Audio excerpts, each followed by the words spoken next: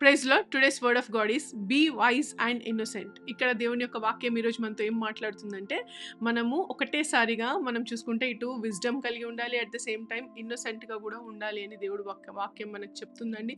మనం చూసుకుంటే Matthew chapter 10 verse 16లో I'm sending you out like sheep among wolves అని దేవుడు వాళ్ళ శిష్యులతో మాట్లాడిన విధంగా మనం చూస్తున్నామండి.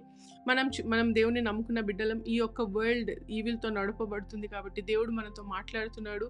ఆయన షీప్గా మనము ఈ యొక్క ఉల్స్ మధ్యలో, ఈ యొక్క నక్కల మధ్యలో మనం నివసించేటప్పుడు ఈ యొక్క ప్రపంచంలో it is like evil driven world కాబట్టి, evil is driving the world కాబట్టి దయచేసి మనం అందరం అర్థం చేసుకోవాల్సింది ఏంటంటే, ఉల్స్ లాంటి మనుషులు, ఉల్స్ లాంటి ఈవిల్ యొక్క థాట్స్ ఉన్న పీపుల్ మధ్యలో మనం ఉన్నప్పుడు మనల్ని షీప్గా పిలుస్తున్నారండి దేవుడు.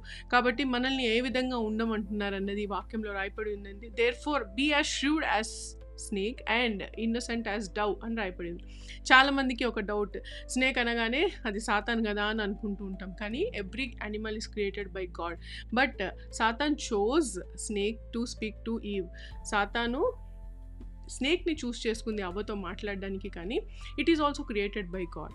ఇట్ హ్యాస్ వెరీ విజ్డమ్, అంటే దాని వెరీ నేచర్ ఏంటంటే it is very wise, it has discerning spirit and very strategic అంటండి స్నేక్. కానీ మనం దేవుడు అలా ఉండమంటున్నాడు, అట్ ద సేమ్ టైం మనల్ని ఇన్నసెంట్గా ఉండమంటున్నాడు, హార్మ్లెస్ ప్యూర్గా డవ్ లాగా ఉండమంటున్నాడు.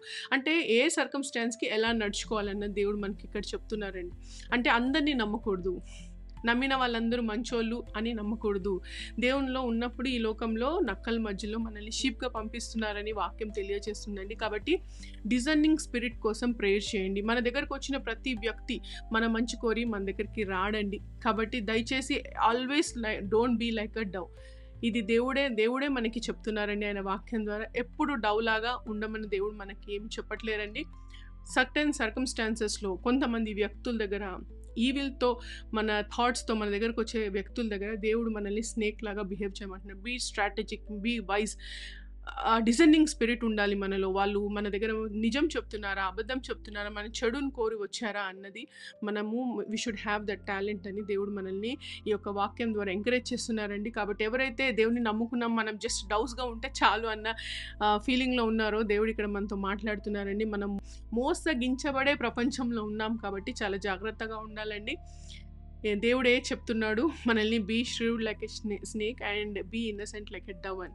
సో ఈ రెండు నేచర్స్ మనలో ఉండాలి. దేవుని డిసర్నింగ్ స్పిరిట్ అడగండి, తద్వారా ఎవరితో ఎలా నడుచుకోవాలో దేవుడు ఈ లోకంలో మనకు తెలియజేస్తారండి.